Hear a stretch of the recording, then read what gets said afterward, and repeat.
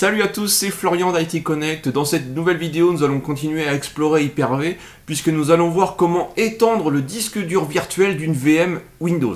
Alors, cette manipulation qui peut sembler relativement simple d'apparence, on va voir qu'elle va finalement se complexifier un petit peu à cause du positionnement des différentes partitions sur le disque virtuel, ce qui va nous amener en fait à faire des modifications sur le disque de manière à pouvoir étendre la partition système en tant que telle. Alors je vais vous expliquer tout ça pas à pas dans cette vidéo de démonstration, mais avant de passer à la suite, pensez à vous abonner à la chaîne YouTube IT Connect. Nous avons vu précédemment que l'on pouvait ajouter un disque dur à une machine virtuelle, qu'on pouvait le faire à chaud, c'est-à-dire lorsque la machine virtuelle est démarrée. Là on va voir qu'on peut aussi ajouter de l'espace disque à un disque virtuel existant. Si c'est un disque qui n'est pas celui du système, on peut le faire sans aucun problème à chaud. Donc ça, il n'y a pas de souci là-dessus. Par contre, si on veut faire la manipulation que l'on va faire aujourd'hui, il faut impérativement éteindre la VM puisque nous allons devoir faire des manipulations sur le disque qui nécessitent que la machine soit hors ligne. Donc la première des choses à faire malgré tout, c'est d'accéder aux paramètres de la VM. On voit bien que celle-ci est dans un état désactivé. Et on va aller sur le disque dur VHDX, on va faire modifier. On va faire suivant, là on va choisir une action, l'action qu'on va choisir à nous c'est étendre, puisqu'on va étendre la capacité du disque virtuel, on fait suivant. Là il nous dit que la taille actuelle c'est 64 Go, alors quelle est la nouvelle taille de ce disque? La nouvelle taille de ce disque, on va dire que c'est 80 Go par exemple, donc on va rajouter 16 Go supplémentaires, on va faire suivant et on fait terminer. Voilà. On va démarrer la VM pour que vous puissiez constater la problématique et ensuite on va voir comment on peut du coup résoudre cette problématique et atteindre notre objectif, c'est-à-dire augmenter la taille du disque C. Donc je vais me loguer sur cette VM. On va aller faire un tour directement dans le gestionnaire des disques. Donc ici on va dans la gestion des disques. Voilà. Et on voit ici que j'ai mon disque 0 de 80 Go. Qu'il a bien une partition C de 63 Go et quelques, et que j'ai 16 Go ici qui sont non alloués. La logique voudrait que je me positionne ici, que je fasse étendre le volume pour allouer les 16 Go qui sont là à la partition C, afin d'avoir une partition C qui soit plus grande. Le problème, c'est que j'ai ma partition de récupération qui est justement logée entre mon espace non alloué et la partition que je souhaite étendre, et du coup, je ne peux pas faire étendre le volume, je me retrouve bloqué par cette partition. Alors ça va nous obliger à éteindre la VM et à manipuler la table de partition. Donc pour cela en fait on va utiliser le live CD de Gparted. Donc je vais vous montrer où vous pouvez le télécharger déjà. Donc on va déjà commencer par éteindre la VM. Et ensuite on va aller sur le site de l'utilitaire. Donc on va sur gparted.org. On a la section download dans le menu. Et ici, on va venir télécharger donc l'image ISO, un Gparted Live, puisque ça va nous permettre en fait de démarrer sur cette image ISO de façon à pouvoir accéder à l'utilitaire. Donc on télécharge l'image ISO, voilà. Une fois que c'est fait, on va dans les paramètres de la VM, et en fait on va dire à la VM de démarrer sur cette nouvelle image ISO, donc qui est ici, je la sélectionne, voilà. Je vais ensuite aller dans Microprogramme pour mettre le démarrage du lecteur de DVD. Et je vais aussi aller dans sécurité ici pour désactiver le Secure Boot, puisque sinon je ne vais pas pouvoir booter sur l'image ISO. Donc en fait, quand on aura terminé cette opération, il faudra revenir dans les paramètres, réactiver le démarrage sécurisé et repositionner le fichier EFI ici en premier. Une fois qu'on a fait ça, on valide et on va pouvoir démarrer la VM. Donc là, on va démarrer la VM sur le live CD de l'outil de partitionnement. Voilà, donc on arrive sur cette interface, on va prendre la première option, en fait là ça va permettre de choisir la disposition du clavier en fait.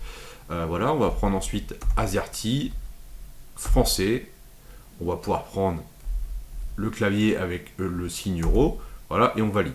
Ensuite, voilà, quel langage préférez-vous? Si on veut le français, on va mettre 08, on fait entrée. Donc là, on va faire entrer directement pour rester sur le choix par défaut qui est le 0, voilà.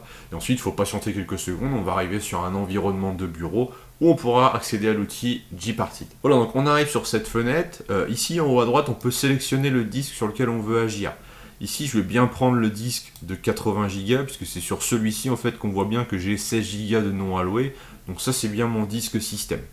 Alors, ici, j'ai ma partition qui correspond à mon volume C. J'ai ici ma partition de récupération qui est entre deux, qui m'embête un petit peu, et mon espace non alloué à droite. Alors maintenant, comment on va faire pour bien organiser tout ça et étendre la partition ici SDB3 Il va falloir faire quelques manipulations. Déjà, on va se mettre sur la partition de récupération qui est ici, et on va faire redimensionner ou déplacer. L'idée, ça va être de déplacer cette partition en se mettant bien ici avec la flèche, enfin il y a 4 flèches là, et on la prend, on fait glisser et on met ça tout à droite. Voilà, et on fait redimensionner, déplacer. Il ne faut pas modifier la taille, il faut bien faire attention à se mettre comme ça pour faire le déplacer et non pas pour modifier la taille comme ce serait le cas ici. On fait redimensionner et déplacer.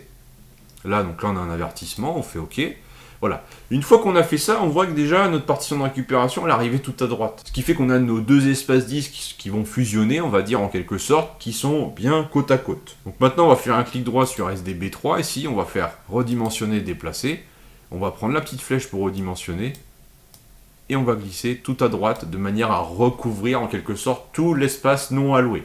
On va ensuite valider, voilà. Pour finir, on va se repositionner un clic droit ici sur la partition de récupération. On va faire redimensionner, déplacer. Et là, vous devez vous assurer que en fait, l'espace libre précédent, ce soit bien un 0. Donc il faut glisser en fait de la droite vers la gauche. Alors peut-être ça sera déjà sur 0, dans ce cas-là c'est bon.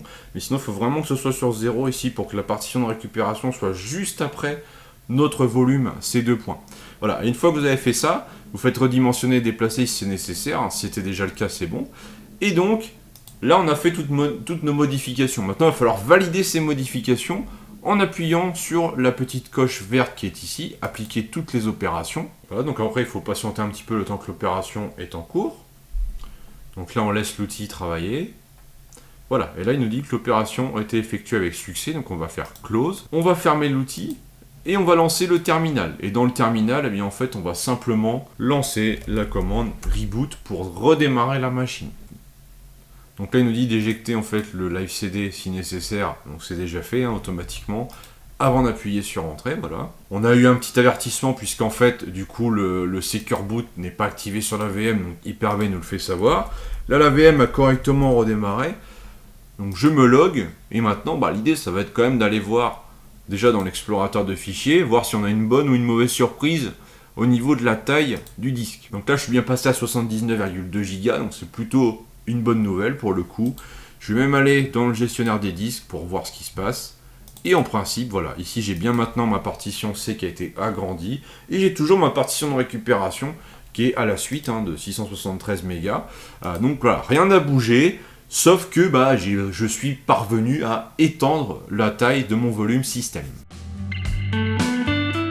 Voilà, nous venons de voir comment augmenter la taille du disque système sur une machine virtuelle Hyper-V, une machine virtuelle Windows en l'occurrence. Il faut savoir que la manipulation qu'on vient de faire là, vous pouvez la faire sur les autres types d'hyperviseurs, vous pouvez la faire même sur une machine Windows si besoin. Là c'est appliqué à Hyper-V, mais la méthodologie reste la même puisque cette problématique-là n'est pas liée à Hyper-V, c'est lié à l'installation, au partitionnement de Windows tel qu'il est fait par défaut.